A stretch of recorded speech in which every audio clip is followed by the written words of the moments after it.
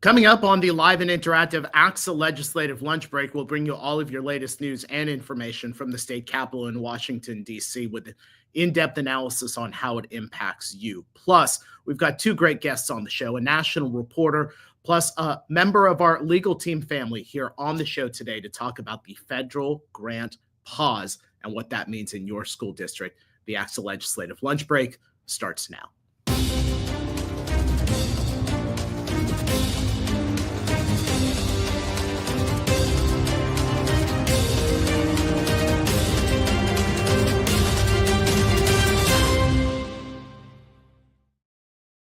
And it's just after 1 o'clock. We welcome you on a Wednesday to the live and interactive ACSA Legislative Lunch Break. I'm Naj and Edgar, ACSA's Senior Director of Marketing Communications. Welcome. You will notice Edgar is not with me today.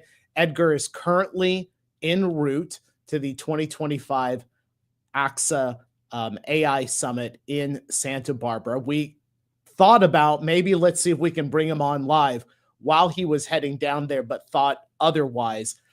So I'll be solo on the show today, but want to invite all of you to jump onto the chat and say hello.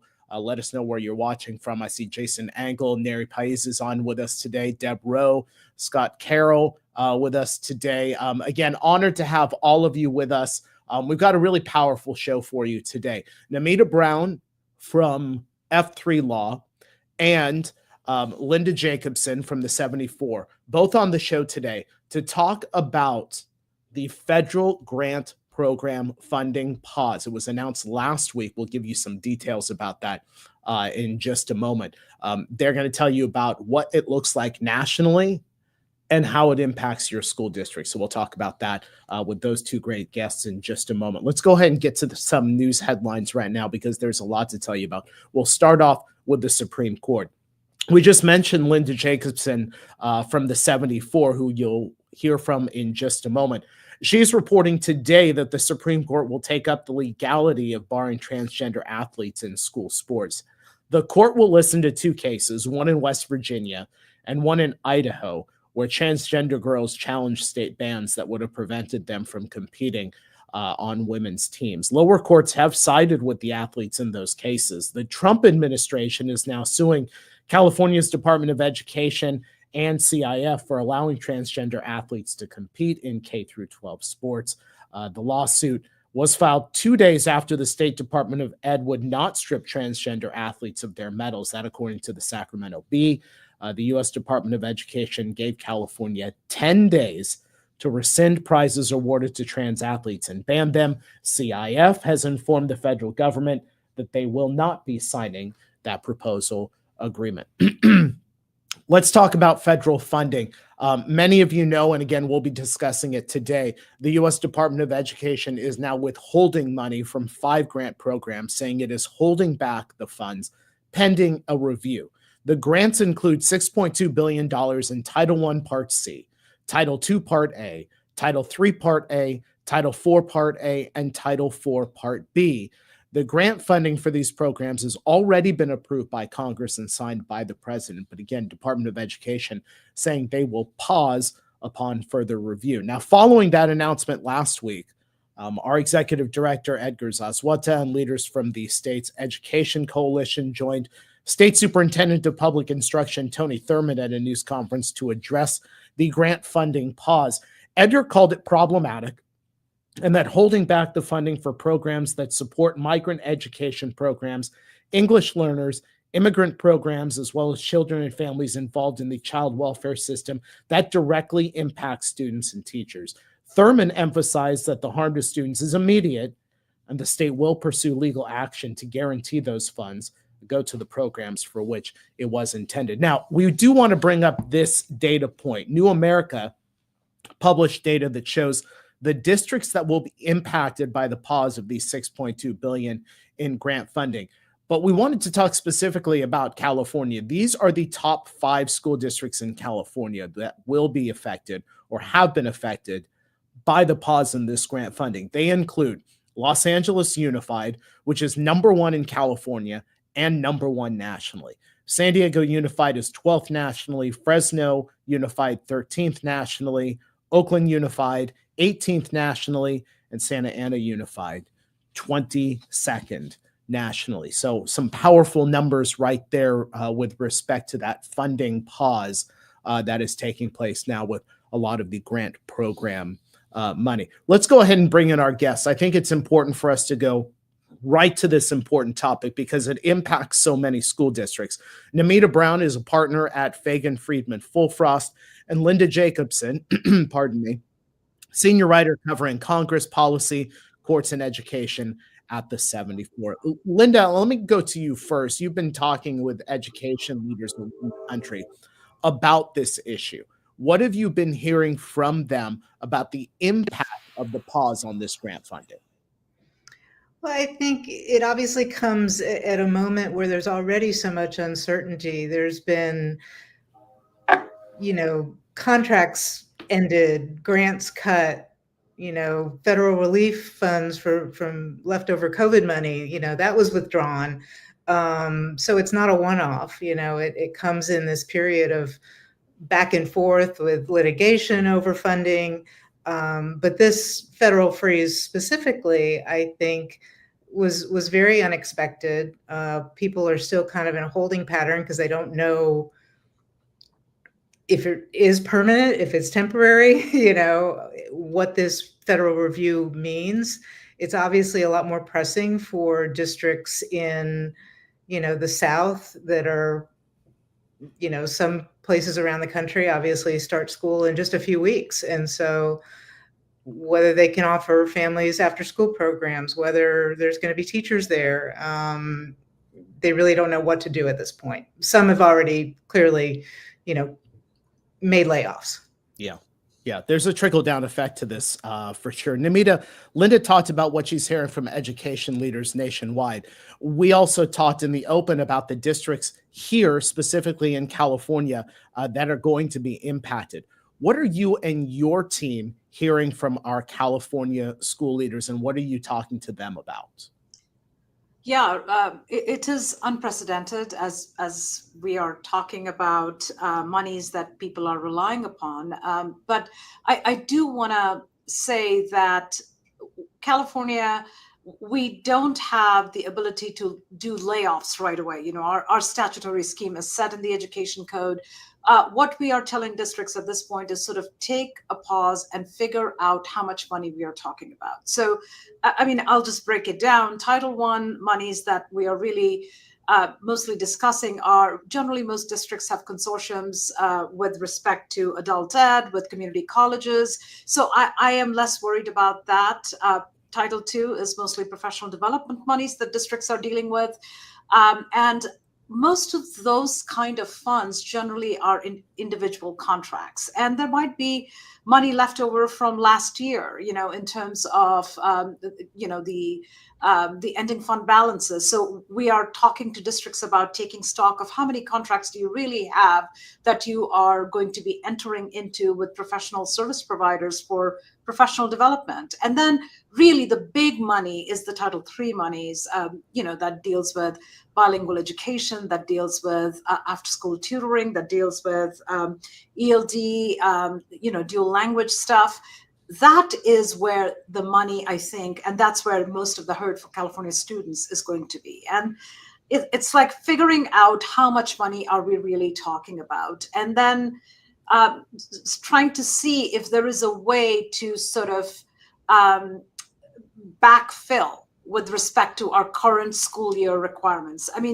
There are a couple of things that I do want to point out. And again, I'm not trying to undermine the extent of the emergency, but this is a pause. It's not a sort of, you're never going to get this money kind of thing.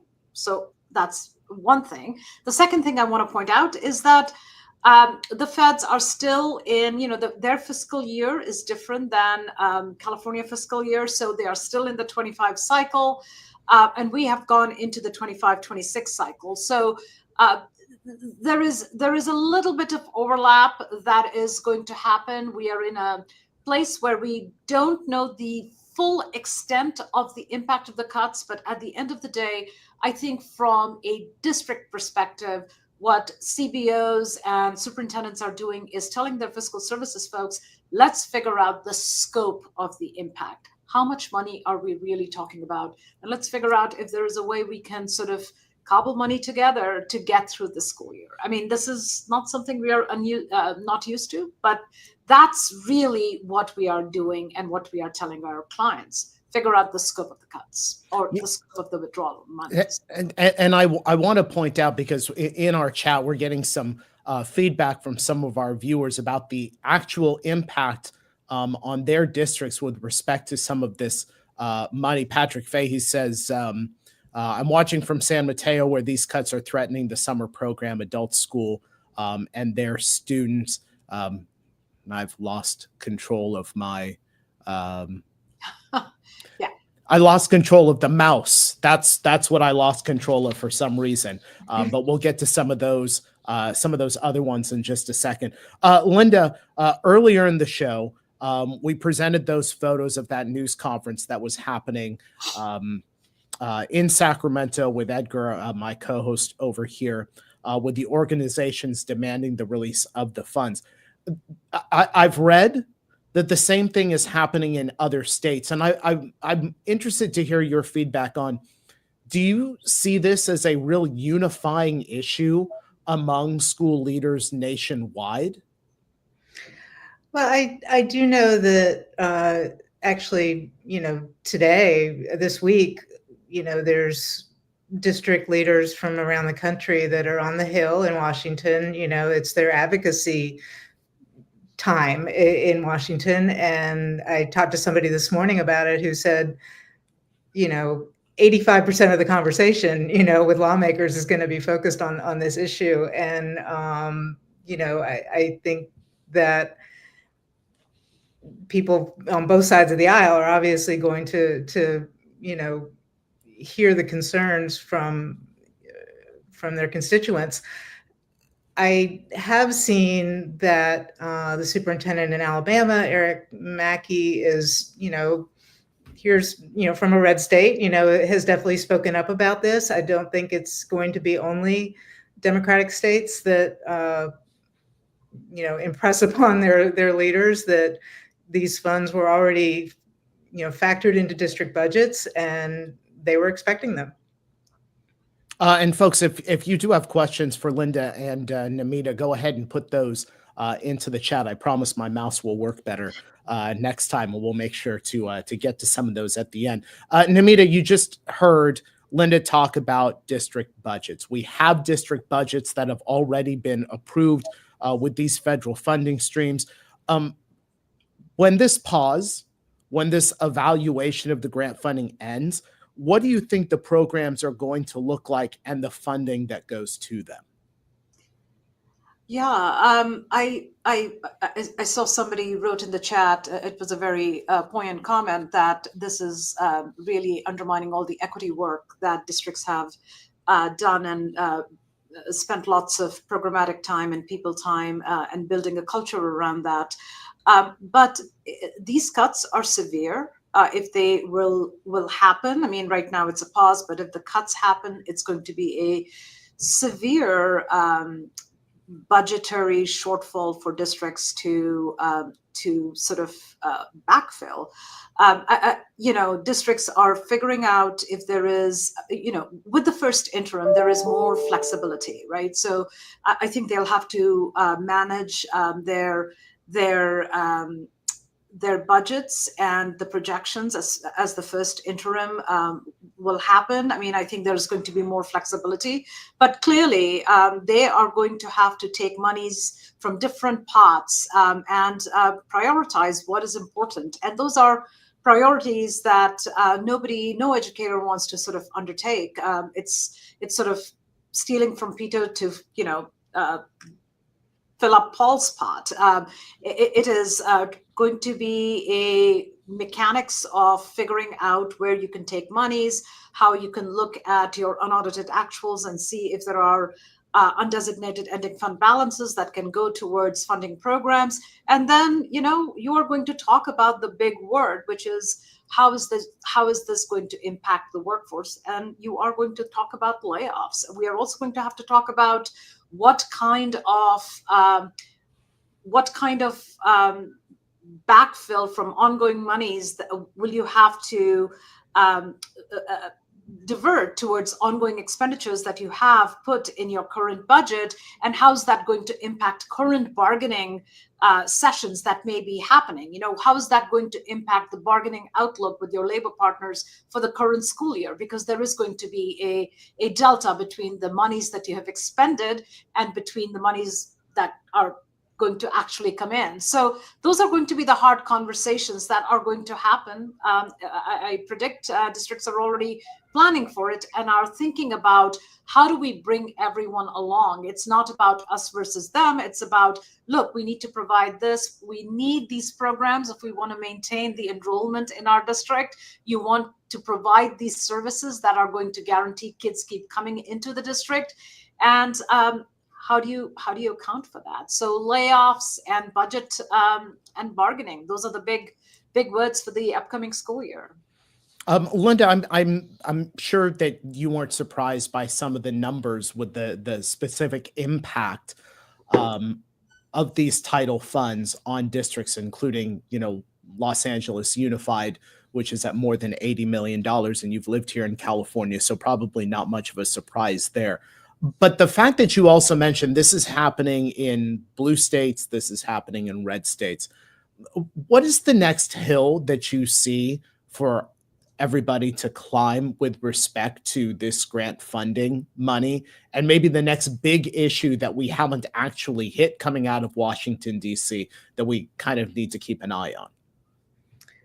Well, I think that first, knowing how long this delay is going to last is a big question for everybody. And like she was saying, what is that funding going to look like when it does come through? That's the big question mark for everybody. I do know that some states, again, I'm pointing to Alabama just because I've talked to some people there, have stepped in with some leftover federal funds that have been unspent to be able to keep their after-school programs going. I don't know yet about some of the other costs. I do know that this was also a big topic last week at a big technology conference where there were vendors and district staff interacting, and there was a lot of discussion over maybe we can't put our orders in yet, and maybe we need to look at lower cost tools for technology. So it's going to impact spending from districts as well. And I think districts just want some answers at this point. Yeah, and I just want to point out, because there's this comment that Helio Brasil put in here into our chat, the federal government may be using funding as leverage to influence state policy or compliance, which raises legal and ethical questions about federal overreach. We've heard about threats before on our federal funding here in the state of California, not just in education, but kind of across the board. So very interesting to see if they're using this as leverage for education funding. Namita, let me ask you, because Linda wrote about this story. We mentioned that right at the top of our news headlines about the Supreme Court taking on the two cases involving transgender athletes. I believe it was Idaho and West Virginia. As you are looking at this situation, your experience with the California legal system and all of that, how do you see this playing out in our federal government level with respect to these two cases and the impact that it will have nationally?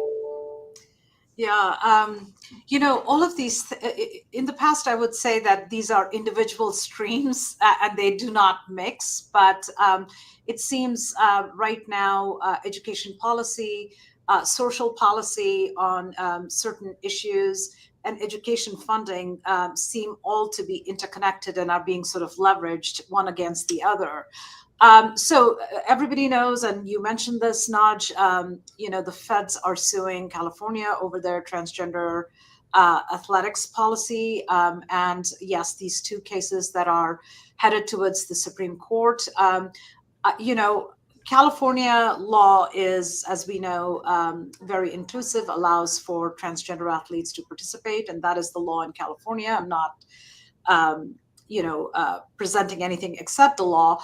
But I do think that given the Supreme Court's ruling with respect to the gender affirming care and the right to not provide that, I would not be surprised if the ability of transgender athletes to compete in sports is actually determined as not being tied to gender identity. That is, they would go back to utilizing the biological sex to be the determinative factor rather than gender identity being the determinative factor to participate in sports. So I am not overly optimistic that transgender athletes would be allowed to compete.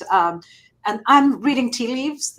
Again, that is based upon the gender affirming care decision that was put out there earlier by the Supreme Court. And given that the federal government is also suing California around our state law, which allows transgender athletes to compete based upon their stated gender identity, I do believe that there might be some amount of leverage that is used by the executive branch, much like the state of Maine and much like what happened in Massachusetts, to sort of pressure the state into adopting a law or a policy whereby transgender athletes are excluded as a condition for receiving federal monies. Again, all of this is speculative, but I think at the end of the day, I do see from just a reading the tea leaves perspective that there is going to be some kind of tie-in down the road. I hope I'm wrong, but that's the way I'm reading the tea leaves. And I just want to point out, because my mouse is finally working, and we have so many comments that are here. And if either of you want to chime in on anything that's coming in, Laura Dutch talked about the adult education funds. They're not protected by having consortiums. Christine Berdiansky. Christine, I think you might be a new viewer, so welcome to our ACSA Legislative Lunch Break family. I haven't seen your name in the chat before. She writes, the adult education funding is $250,000 for our schools, not able to replace with other funds. Antonio Garcia says lots of Title I and Title III for us in positions. So there's a lot listed here. I thank all of you for putting your examples in here. Let me just ask the two of you to just kind of summarize, if you can. Linda from the national sense, Namita, what we need to know here in California. Linda, I'll have you start. Just give us the temperature from the school leaders that you've been talking to. Is this red alert time? Is this a wait and see? Is this kind of a pause and take a breath? Just from everybody you've spoken with, how do you read this? Well, it's not an easy answer, I think, because it certainly depends on how much of that funding you have. You know, if you have a large migrant program, I mean, obviously we saw in California, the Butte County County Office of Ed, has already cut its entire staff, like 400 people because of large migrant population. If you have a large English learner population, I mean, they're already making those decisions. So some are in a better position to be able to, float with what they have for a while. If you have a large, after school program, or your students depend on, boys and girls clubs, and, the funding, provides those services, I think, they're feeling more stress than other districts right now. So. And Namita, same question for you, just within the state. I am more of a, let's just take a deep breath. I mean, so bottom line is this. I mean, we cannot lay off people right now. Under the statutory scheme, you've got to wait till March 15th. I think we've got to make smart personnel decisions. You've got to take stock of how many contracts you've got, where you can pull back contracts, you should do it.